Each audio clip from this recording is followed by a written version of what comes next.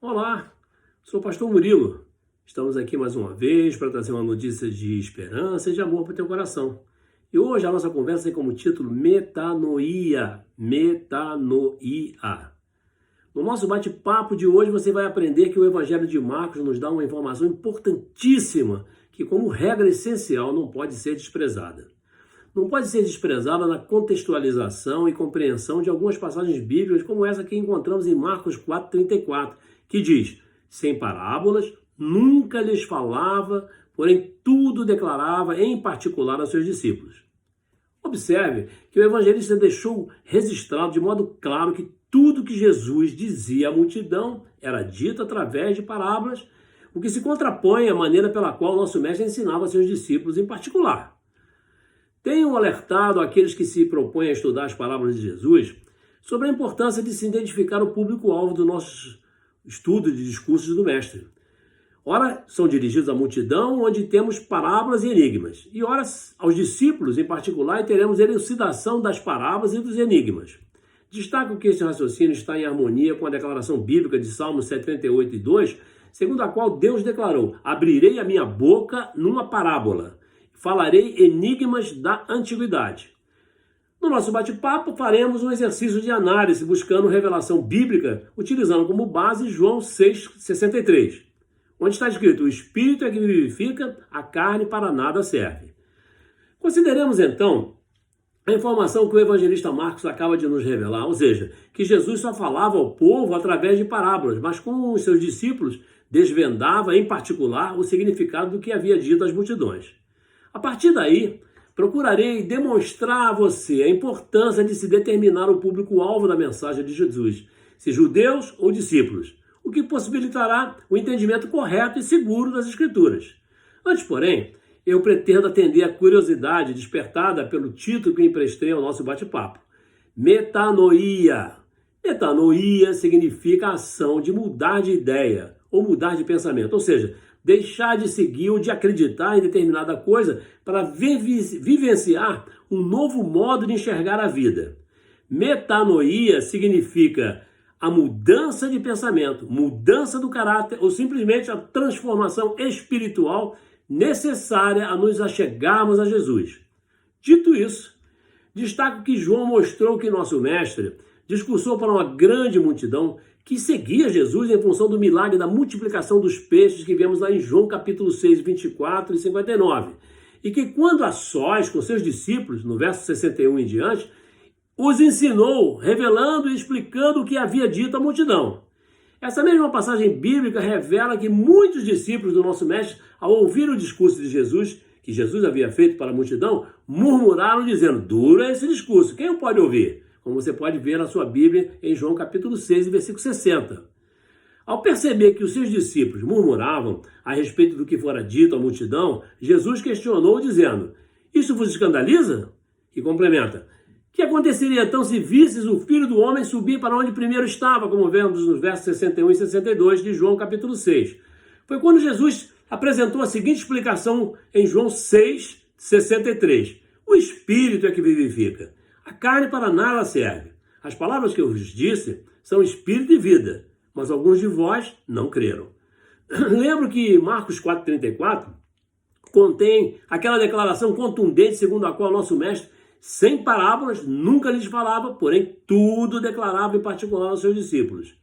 Recorde que Jesus sempre ensinou os seus discípulos em particular. E nesse caso específico que nós estamos vendo, Jesus explicou-lhes que o Espírito é que vivifica, a carne para nada serve. As palavras que eu vos digo são espírito e vida, mas alguns de vós não creram, como eu já falei.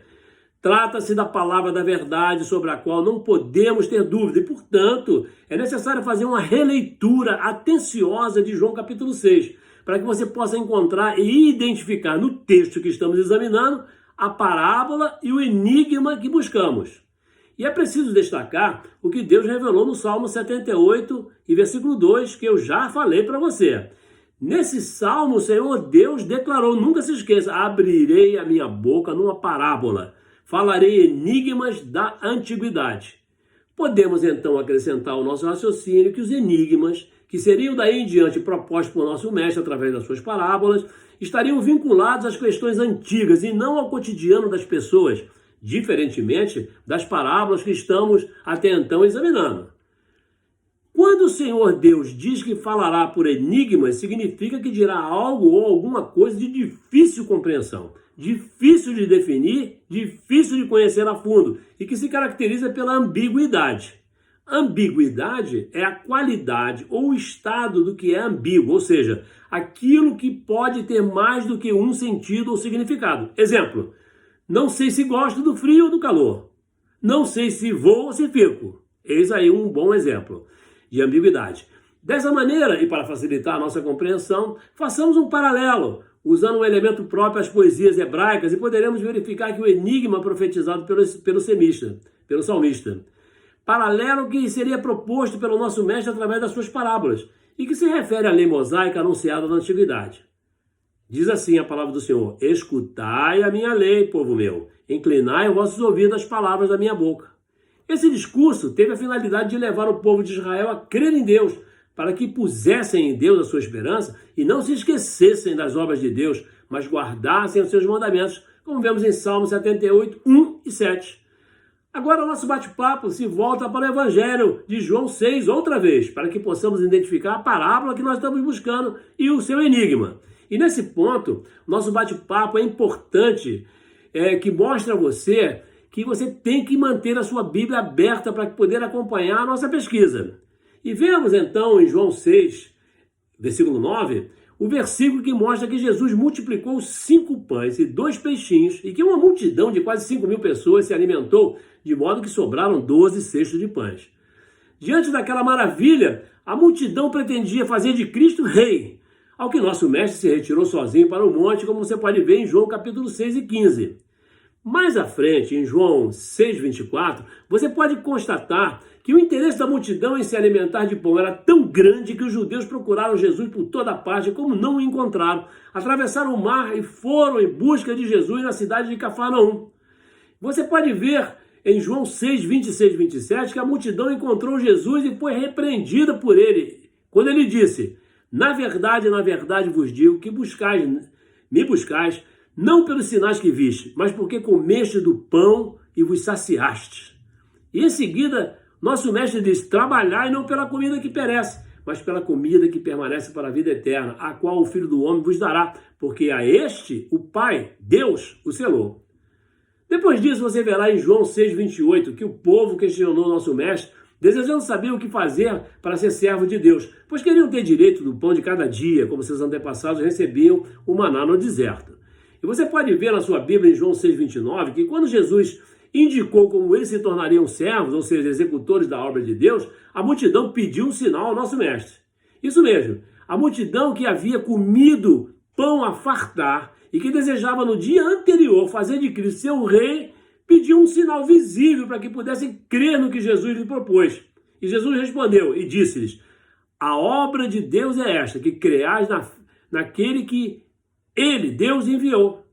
A exigência de um milagre teve por pretexto a lei de Moisés. E como você pode conferir em João 6,31, quando disseram: nossos pais comeram o maná no deserto, como está escrito, deu-lhes a comer o pão do céu. Desdenharam, evidente, do milagre operado no dia anterior, em que a multidão de quase 5.000 pessoas, famintas, se saciavam com 5 pães e 2 peixes. Entenderam que Cristo só teria autoridade de apresentar o que exigia, ou exigido por Deus, se lhes desse comida equivalente ao maná do deserto, e por muitos dias. Foi quando Jesus, contrariando a crença dos seus ouvintes, disse que não fora Moisés quem dera o pão do céu. E por fim, se identificou como o pão que dá vida aos homens, como você pode ver em João 6,35. A multidão, inicialmente, queria servir a Deus. Queriam se apresentar como servos, para ter direito à comida que perece. Mas como vemos em João 6,34, ficou apreensiva porque Jesus disse ser ele mesmo o pão vivo que desceu do céu. Vemos então em João 6,42 que passaram a murmurar, dizendo: não é este Jesus, o filho de José, cujo pai e mãe conhecemos? Então como diz ele descido do céu? Em seguida, João 6, 48 e 51, mostra que Jesus afirmou: eu sou o pão da vida. Mas aqui está o pão que desceu do céu, do qual, se o homem comer, não morre. Se alguém comer este pão, viverá para sempre. E este pão é a minha carne, que eu darei pela vida do mundo. Nosso mestre deixou claro que a sua carne seria entregue para que o mundo pudesse ter vida. Mas a declaração de Jesus deu início a uma discussão tremenda entre os judeus. E eles começaram a questionar entre si: como nos pode dar esse homem a sua carne a comer? Fica evidente, então, para você e para mim, que eles não compreenderam o enigma da proposta, e logo nos vem à memória as palavras de Jesus em Mateus 13, 14 e Salmo 78, 2.